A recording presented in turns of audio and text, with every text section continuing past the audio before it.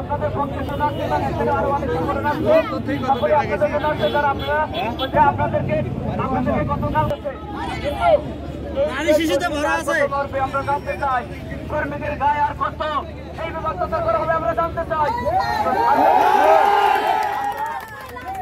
আমরা এই পথে দেখেছি কর্মীদের কোনো সমস্যা করলে পুলিশ তাকে খুঁজে পায়।